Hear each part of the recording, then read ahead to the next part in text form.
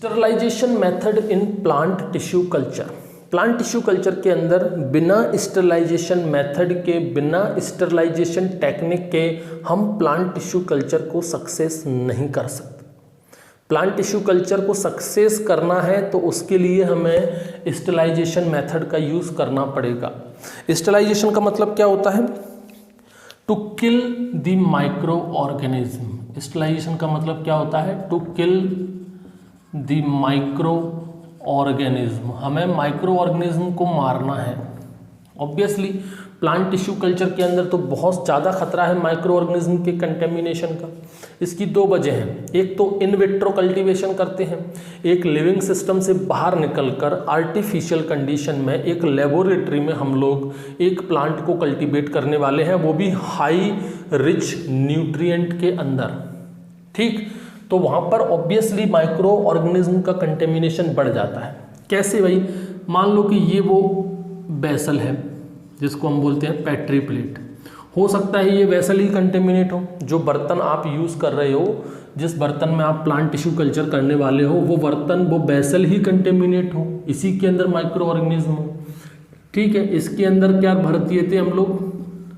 Nutrient medium. ठीक है, हो सकता है ये न्यूट्रिएंट मीडियम आप यूज़ कर रहे हो, उसी के अंदर कंटेमिनेशन हो। ठीक है, ये जो न्यूट्रिएंट मीडियम होता है ना, इसके अंदर बहुत सारे न्यूट्रिएंट होता है। It is rich in nutrient.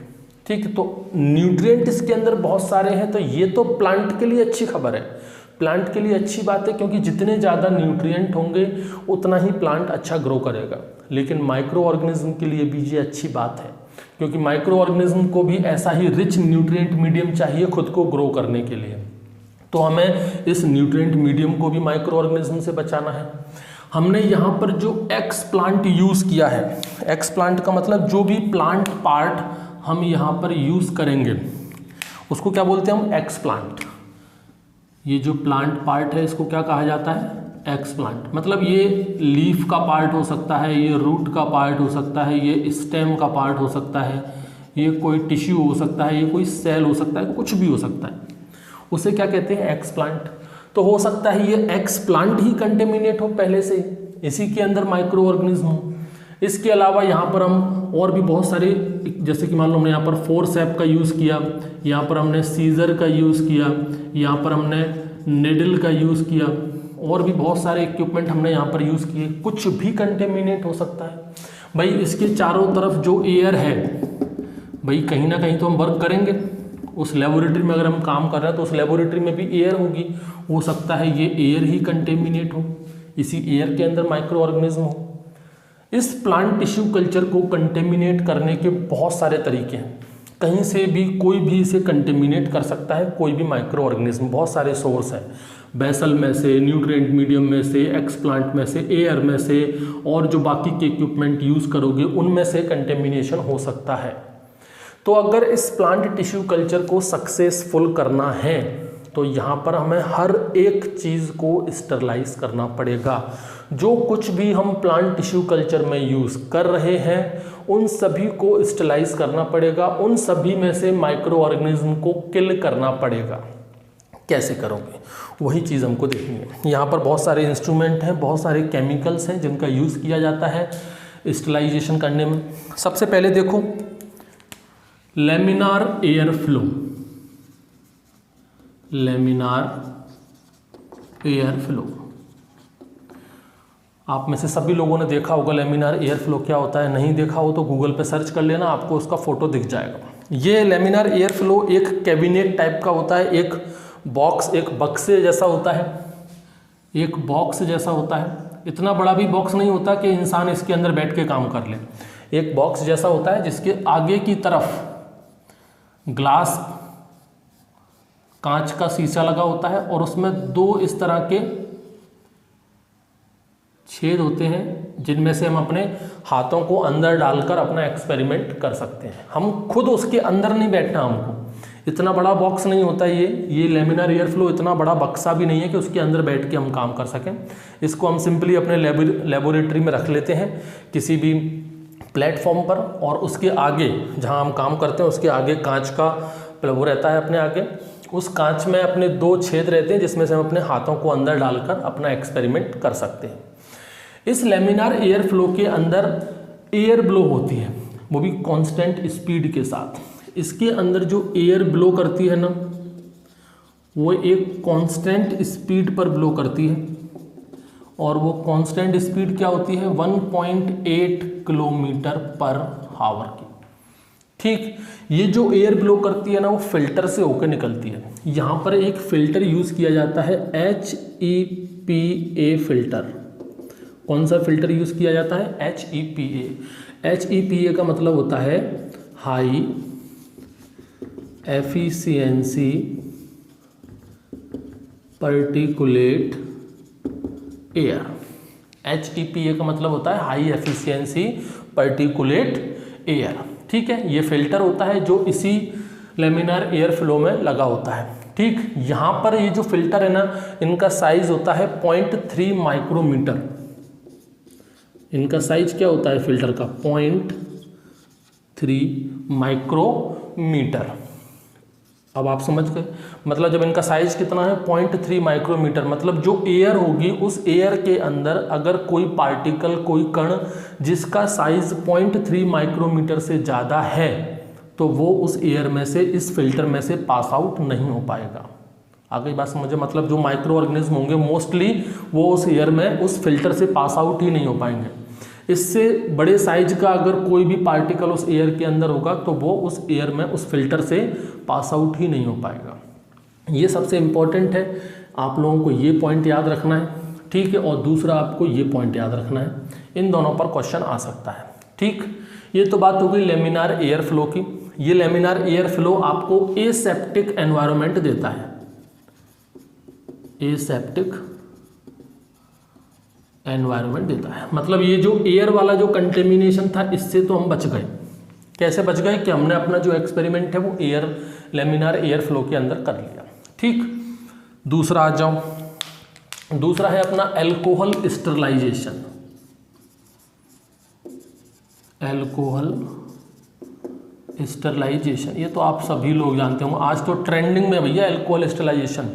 जो अपन सैनिटाइजर का यूज़ कर रहे हैं ना, वो क्या है, एल्कोहल स्टरलाइजेशन ही तो है। यहाँ पर बेसिकली हम 70% इथेनॉल का यूज़ करते हैं। मेन चीज़ बस यही याद करने वाली है, किसका यूज़ करते हैं, 70% इथेनॉल। ये आपको याद रखना है।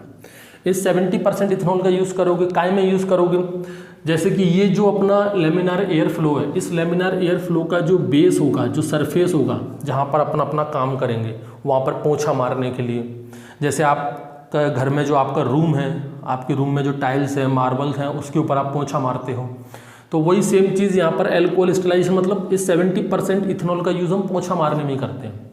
ठीक है, ये जो अपना कैबिनेट है लेमिनार एयर फ्लो का, इसके फर्श के ऊपर पोंछा मार दिया जाता है। जो भी आपके वेसल्स हैं, बड़े बर्तन हैं कांच के, उनके आउटर सरफेस पर साफ करने के लिए एल्कोहल का यूज़ करो, 70% एल्कोहल का। ठीक है, इसके अलावा हैंड वॉश करने के लिए, अपने हाथों को धोने के लिए भी हम 70% इथेनॉल का यूज़ करते हैं। तो इसके बहुत सारे तरीके हो गए। एक तो सरफेस को स्टरलाइज करने के लिए, ठीक है, इसके अलावा हैंड वॉश, हाथों को धोने के लिए, इसके अलावा आउटर सरफेस ऑफ वेसल्स की जो आउटर सरफेस है उनको स्टरलाइज करने के लिए हम एल्कोहल, 70% इथेनॉल, यही आपको याद रखना है, इसी पर क्वेश्चन आता है 70% इथेनॉल पर। ठीक है, तीसरा तरीका है अपना ड्राई हीट। ड्राई हीट में क्या करते हैं भाई, जो हमारे खाली वेसल्स हैं, एम्प्टी कल्चर वेसल्स, जो हमारे एम्प्टी कल्चर वेसल, जैसे कि अपने पेट्री प्लेट हो गए, टेस्ट ट्यूब हो गए, ठीक है, इसके अलावा जो भी अपने कांच के बर्तन अपन को यूज़ करने हैं वो, इसके अलावा अपने सीजर्स हो गए, फोर्सेप हो गए, निडल हो गई, इन सब चीज़ों को भी आप यहाँ पर स्टरलाइज कर सकते हो। लाइक फोर्सेप हो गया, आपका सीजर्स हो गया, आपके निडल हो गए, इनके अलावा इन सब चीज़ों को भी आप यहाँ पर ड्राई हीट में स्टरलाइज करते हो। ड्राई हीट में हम लोग यूज़ करते हैं ओवन का।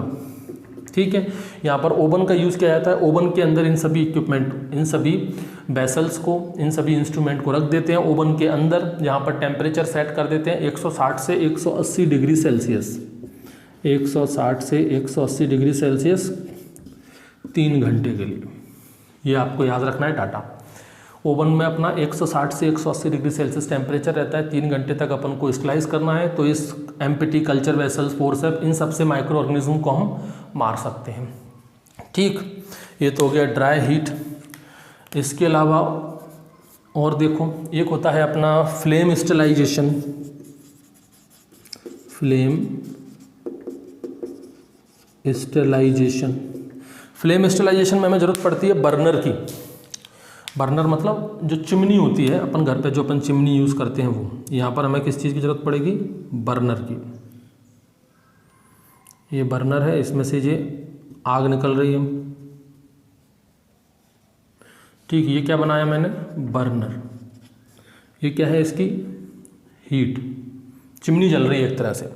ठीक है, तो फ्लेम स्टरलाइजेशन में क्या करते हैं हम? जितने भी हमारे पॉइंटेड इंस्ट्रूमेंट हैं, कौन से इंस्ट्रूमेंट? Pointed instrument.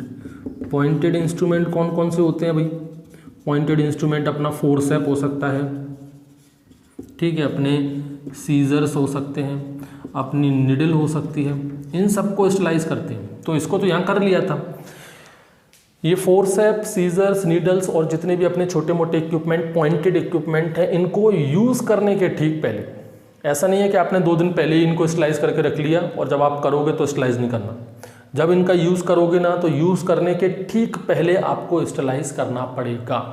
जैसे कि एग्जाम्पल के तौर पे मैं आपको बताऊं, जैसे ये सीज़र है, ठीक है, इस सीज़र का मुझे यूज़ करना है। इसमें क्या यूज़ करेंगे? मान लो कि ये जो एक्स प्लांट है, लीफ है, इस लीफ को काटने में मैं इस सीज़र का यूज़ कर रहा हूँ, ठीक है। हो सकता है इस सीज़र में ही इसका जो पार्ट है, इस पार्ट में माइक्रो ऑर्गेनिज्म लगे हों, तो ये तो कंटेमिनेट कर देगा। तो इस सीज़र का यूज़ करने से पहले मुझे इस सीज़र के सरफेस पर, इस कैंची के सरफेस पर जितने भी माइक्रो ऑर्गेनिज्म हैं उनको हटाना पड़ेगा। तो उसके लिए मैं क्या करूँगा? एक बीकर लूँगा, एक बीकर लिया मैंने, इस बीकर के अंदर मैं भर दूंगा क्या? 95% एल्कोहल, 95% एल्कोहल, ठीक है। अब क्या करना है मुझे? सिंपली ये जो मेरी कैंची है, इस कैंची को मैं इस बीकर में डुबोऊंगा और डुबोने के बाद यहाँ पर इस फ्लेम पर रख दूंगा, इसमें जला दूंगा इसको, ठीक है। जिससे क्या होगा? इसके अंदर के जितने भी, इसके सरफेस पर जितने भी माइक्रो ऑर्गेनिज्म होंगे वो सब मर जाएंगे। उसके बाद मैं इसको यूज़ कर लूँगा, ठीक। 15 मिनट बाद, 10 मिनट बाद मैं इसको फिर से यूज़ करूँगा, तो मुझे फिर से वही प्रोसेस फॉलो करनी पड़ेगी। फिर से मुझे इसमें डिप करना पड़ेगा, फिर से उसे स्टरलाइज करना पड़ेगा, फिर यूज़ करना पड़ेगा। ऐसा नहीं है कि एक ही बार कर लिया बस हमेशा के लिए काम हो गया। अगर आपने 10 मिनट का, 5 मिनट का भी गैप दे दिया, तो आपको बार बार इसे डिप करके, स्लाइस करके फिर ही वहाँ पर यूज़ करना है। तो ये तो सीज़र था। यहाँ पर आपका फोर्सेप हो सकता है, निडल भी हो सकती है, जो भी पॉइंटेड आपके इंस्ट्रूमेंट हैं आप उनका यूज़ कर सकते हो और उनको स्लाइस किया जाता है फ्लेम स्टरलाइजेशन से, ठीक है। एक देखो ऑटोक्लेव, ये बड़ा इंपॉर्टेंट है ऑटोक्लेव। इसको हम स्टीम स्टरलाइजेशन भी कह सकते हैं, स्टीम स्टरलाइजेशन।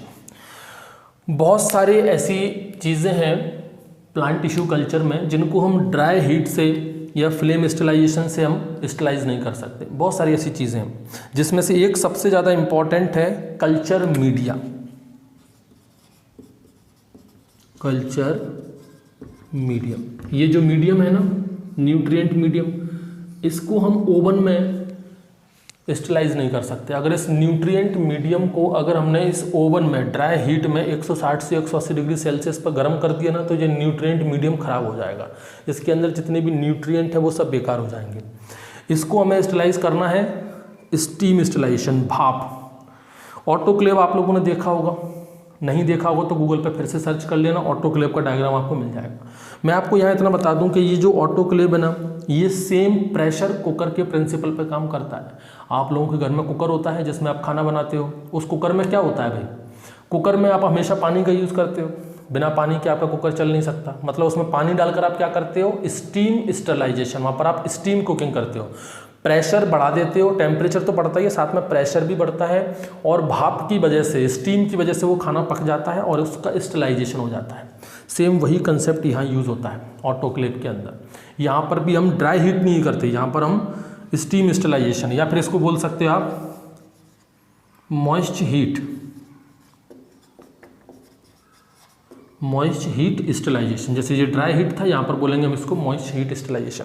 यहाँ पर आपको एक चीज़ यूज़ करनी है, देखो कल्चर मीडिया तो यूज़ कर ही सकते हो, इसके अलावा आप यहाँ पर जो कल्चर वेसल्स हैं उनको भी स्टरलाइज कर सकते हो। यहाँ पर आपको 2-3 चीज़ें बात याद रखनी है। एक तो यहाँ पर 121 डिग्री सेल्सियस टेम्परेचर रखा जाता है, ठीक है। 15 PSI प्रेशर रखा जाता है। PSI का मतलब होता है पाउंड पर स्क्वायर इंच। PSI का मतलब क्या होता है? पाउंड पर स्क्वायर इंच, ठीक है। और टाइम रखा जाता है, वो टाइम अपना वेरी करेगा अमाउंट पर।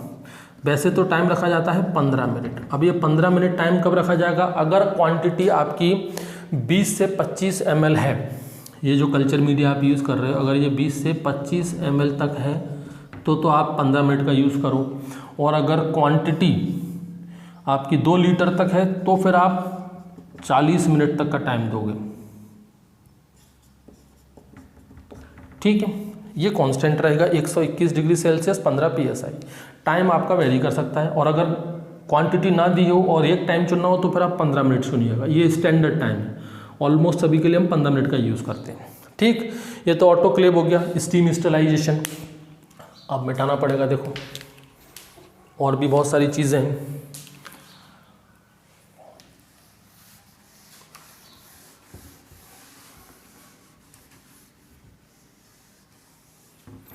देखो ये ऑटोक्लेव हो गया, स्टीम स्टरलाइजेशन हो गया। अब आ जाओ यहाँ पर अपन फिल्टर स्टरलाइजेशन। 6th है फिल्टर स्टरलाइजेशन। अब देखो जितने भी थर्मोलेवाइल सब्सटेंस हैं, कौन से सब्सटेंस? थर्मोलेवाइल, जो हीट से ख़राब हो जाते हैं, मतलब जिनको गर्म तो करना ही नहीं है, चाहे वो ड्राई हीट में करो या ऑटोक्लेव में करो, ना तो वो ड्राई हीट में ना ही उनको मॉइस्ट हीट देना है। गर्म करोगे तो ख़राब हो जाएंगे। मतलब जितने भी अपने थर्मोलेवाइल सब्सटेंस है। अब प्लांट टिश्यू कल्चर में थर्मोलेवाइल सब्सटेंस कौन से हैं? वे कौन से सब्सटेंस है जिनको हीट तो कर ही नहीं सकते, गर्म तो कर ही नहीं सकते? वे हैं आपके हार्मोन, हार्मोन्स का यूज़ करना पड़ेगा। वे हैं आपके विटामिन्स, ठीक है। वे हैं आपके अमाइनो एसिड्स। ये क्या है? आपके थर्मोलेवाइल सब्सटेंस है। इनको अगर आप हीट करोगे तो ये डेफिनेटली ख़राब हो जाएंगे, ठीक। तो यहाँ पर हम लोग क्या करते हैं? फिल्टर मेम्ब्रेन का यूज़ करते हैं। यहाँ पर हम एक छलनी लगाते हैं, इस छलनी की मदद से इनको हम स्टरलाइज करते हैं। एक नॉर्मल छलनी रहती है, उस छलनी के अंदर बहुत सारे छोटे छोटे से छेद होते हैं, उन छेद से इनको छान लेते हैं हम लोग। ये छेद इतने छोटे होते हैं कि इनका साइज होता है 0.45 माइक्रोन।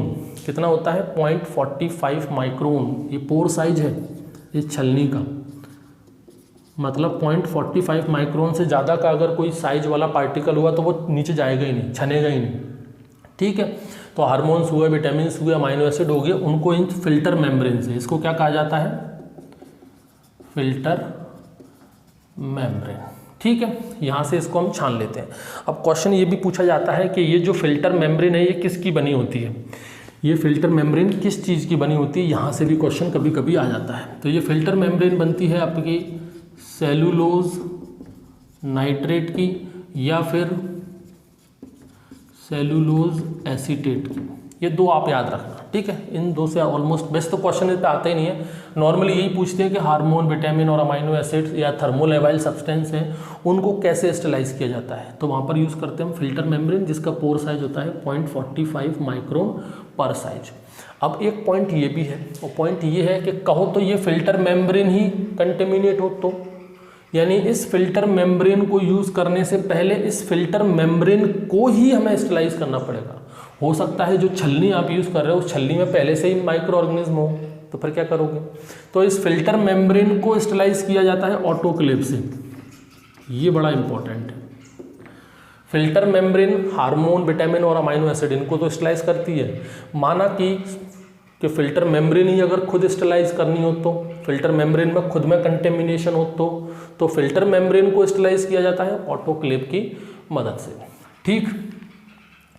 एक और देखो, अब नीचे का मिटा देते हैं, लास्ट है अपना, और एक है सरफेस स्टरलाइजेशन। सरफेस स्टेरिलाइजेशन में एक पूरी प्रोसेस रहती है। क्वेश्चन एक ही चीज़ पर पूछा जाता है सरफेस स्टेरिलाइजेशन से। देखो जो एक्सप्लांट हमने यूज़ किया है, ये हो सकता है वो leaf, root, stem, tissue, cell, हो सकता है वो सीड भी हो, कुछ भी हो सकता है। जो भी प्लांट पार्ट हम यूज़ करने वाले हैं उसे कहते हैं एक्सप्लांट। तो इस एक्सप्लांट को स्टेरिलाइज करने के लिए हम यूज़ करते हैं सरफेस स्टेरिलाइजेशन। किसका यूज़ करते हैं? Surface sterilization. इसकी एक पूरी प्रोसेस है। पहले आप ये देखो कि आपको याद क्या रखना है। यहाँ सरफेस स्टेरिलाइजेशन में हम केमिकल का यूज़ करते हैं और वो केमिकल है sodium hypochloride. Sodium hypochloride 2% solution इसका यूज़ करना है। इसके अलावा हम कैल्शियम हाइपोक्लोराइड भी यूज़ कर सकते हैं 9 से 10%। ठीक है। इसके अलावा हम मर्क्यूरिक हाइपोक्लोराइड का भी यूज़ कर सकते हैं 0.1 से 1%। इसमें से आपको दो याद रखने हैं, एक सोडियम हाइपोक्लोराइड और कैल्शियम हाइपोक्लोराइड। इनका सबसे ज़्यादा यूज़ किया जाता है सरफेस स्टेरिलाइजेशन में। और क्या स्टेरिलाइज किया जाता है इससे स्टेरिलाइज किया जाता है एक्सप्लांट। जो भी प्लांट पार्ट आप यूज़ कर रहे हो उसे स्टेरिलाइज करना पड़ता है। इसकी एक प्रोसेस होती है, वो प्रोसेस देखो। मान लो कि ये रहा वो प्लांट,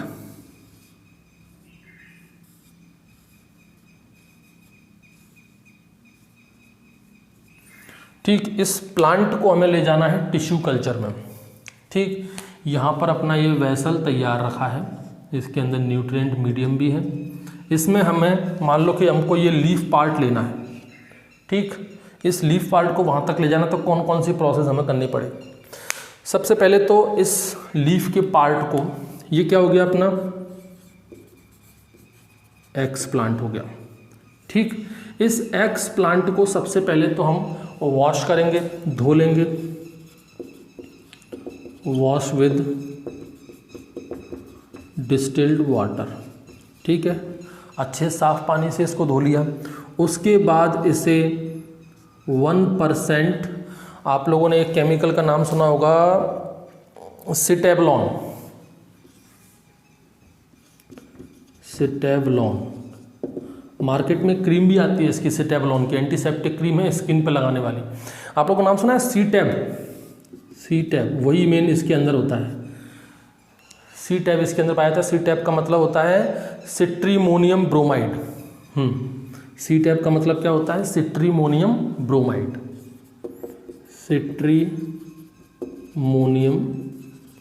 ब्रोमाइड, यही इसके अंदर मेन केमिकल होता है। ये इसका ट्रेड नेम है, मार्केट नेम है। ये इसी नाम से आपको मार्केट में मिल जाएगा। क्रीम आती है इसकी सिटैब, आपकी सिटेवलॉन की एंटीसेप्टिक क्रीम स्किन पे लगाने वाली। ठीक है, तो आप लोग क्या करोगे, यहाँ पर आपने जो एक्सप्लांट लिया है पहले उसे पानी से धोओगे, फिर 1% सिटेवलॉन से धोओगे आप 10 से 15 मिनट तक। ठीक है, उसके बाद आप चले जाओगे, सोडियम हाइपोक्लोराइड ले लो या फिर कैल्शियम हाइपोक्लोराइड ले लो, कोई भी केमिकल का आप यहाँ पर यूज़ कर सकते हो। ठीक है, तो लेकिन इससे पहले देखो ये जो चीज़ है आपकी, यहाँ से लेके यहाँ तक की जो प्रोसेस है, ये तो आपकी रूम टेम्परेचर पे ही होगी, नॉर्मल। ठीक है, इसके बाद आप जाओगे इथेनॉल से इसको ट्रीट करोगे, 70% इथेनॉल, 70% इथेनॉल से इसका ट्रीटमेंट करोगे आप 30 सेकंड के लिए। ठीक है, 70% इथेनॉल से ट्रीटमेंट देने के बाद फिर आप इनका यूज़ करोगे। सोडियम हाइपोक्लोराइड का यूज़ कर लो या कैल्शियम हाइपोक्लोराइड का यूज़ कर लो या मर्क्यूरिक का यूज़ कर लो। तो यहाँ पर आप या तो इसको मैं बोल देता हूँ क्या SH, इसको बोल देते हैं अपन CH, इसको बोल देते हैं अपन MH। तो या तो यहाँ पर SH का यूज़ करो या पर यहाँ पर CH का यूज़ करो या MH का यूज़ करो, या सोडियम हाइपोक्लोराइड का यूज़ कर लो या कैल्शियम हाइपोक्लोराइड का यूज़ करो या मर्क्यूरिक हाइपोक्लोराइड का आप यहाँ पर यूज़ कर सकते हो। 70% इथेनॉल से ट्रीटमेंट कर दिया। ठीक है, यहाँ पर आप जब इसका यूज़ करोगे ना, तो साथ में यहाँ पर इसमें अपन को 1 नॉर्मल HCl भी यूज़ करना है। बहुत कम ड्रॉप देनी है यहाँ पर, बहुत ही कम, ऐसा नहीं कि ज़्यादा HCl डाल दिया, बहुत कम ड्रॉप आपको देनी है। ठीक, बेसिकली यहाँ पर सबसे ज़्यादा यूज़ किया जाता है अपना ये मर्क्यूरिक हाइपोक्लोराइड के साथ ही अपन HCl का यूज़ करते हैं। ठीक, इसके बाद फिर से 70% इथेनॉल से 30 सेकंड के लिए इसको धोना है, फिर 4 से 5 बार अपन को वॉश करना है डिस्टिल्ड वाटर से, ठीक, और फिर जाके ये यूज हो जाएगा प्लांट टिश्यू कल्चर में। तो ये एक पूरी प्रोसेस है, यहाँ से लेकर यहाँ तक की जो प्रक्रिया है ना, ये सब होगी आपकी लेमिनार एयर फ्लो के अंदर, लेमिनार एयर फ्लो के अंदर, ठीक है। और इतनी प्रक्रिया आपकी होगी रूम टेम्परेचर में। ये एक बेसिक प्रोसेस है, ठीक है। तो इस बेसिक प्रोसेस को आप चाहो तो याद रखना, नहीं तो मत रखना, कोई टेंशन नहीं लेना आपको। यहाँ पर मेन आपको बस याद रखना है, ये सोडियम हाइपोक्लोराइड और कैल्शियम हाइपोक्लोराइड, यहाँ से क्वेश्चन बनते हैं। किससे? सोडियम हाइपोक्लोराइड से और कैल्शियम हाइपोक्लोराइड से, ठीक। एक बात और मैं आपको बता दूं कि यहाँ पर बेसिकली तो मैंने ये लीफ लिया है, ये क्या पार्ट लिया है? लीफ, ठीक है। लेकिन ये जो प्रोसेस है ना, ये बेसिकली सीड के लिए है, ठीक। ये प्रोसेस बेसिकली किसके लिए? सीड के लिए। तो अपन यहाँ से लीफ को हटा ही देते हैं, ठीक। मेरा पर्पस यही है कि बस आप लोग समझ गए ना कि होता क्या है एक्चुअल में, इसी प्रोसेस को फॉलो करना पड़ता है, ठीक। तो यहाँ पर अपन सीड ले लेते हैं, इस प्लांट से निकले सीड, उस सीड को अपन ने एज ए एक्सप्लांट यूज़ किया, फिर उसको धोना है, फिर सिटेब्लोन से ट्रीट करना है, फिर 70% इथेनॉल से ट्रीट करना है, फिर यहाँ पर आप मर्क्यूरी क्लोराइड के साथ HCl का यूज़ करो, फिर इथेनॉल का यूज़ करो, फिर 4 से 5 बार डिस्टिल्ड वाटर के साथ धो लो, और फिर आप प्लांट टिश्यू कल्चर में इसका यूज़ कर सकते हो। और लाइट भी जा चुकी है और अपना ये पार्ट भी ख़त्म हो गया। तो ये कुछ टेक्निक्स थी, कुछ मेथड थे स्टरलाइजेशन के, जिनका यूज़ करते हैं हम प्लांट टिश्यू कल्चर में, ठीक है। तो देखो वहाँ हमने सब चीज़ें स्टरलाइज कर दी। यहाँ पर इस न्यूट्रिएंट मीडिया को हमने किससे स्टरलाइज किया?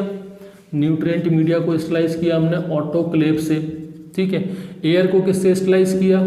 लेमिनार एयर फ्लो से। दिख तो रहा है ना आपको? मैं नहीं दिख रहा हूँ लेकिन शायद ये दिख रहा होगा। एक्स प्लांट, इसको आप ट्रीट करोगे सरफेस स्टरलाइजेशन से। इस न्यूट्रिएंट जो फोर्सेप्स वगैरह हैं, इनको आप यूज़ करोगे फ्लेम स्टरलाइजेशन से, ठीक। कल्चर मीडिया है जो तो अपना कर ही लिया ऑटोक्लेव से, इसके अंदर जितने भी हार्मोन्स हम यूज़ करेंगे, विटामिन यूज़ करेंगे, अमाइनो एसिड यूज़ करेंगे, उनको आप स्टरलाइज कर लोगे फिल्टर मेम्ब्रेन से, ठीक है। तो ये सारे स्टरलाइजेशन मेथड है जो कि बहुत ज़रूरी हैं एक प्लांट टिश्यू कल्चर को सक्सेस बनाने के लिए, और यहाँ से डायरेक्ट क्वेश्चंस भी आ जाते हैं, ठीक। लाइट भी आ गई है, क्लास भी अपनी ख़त्म हो गई है।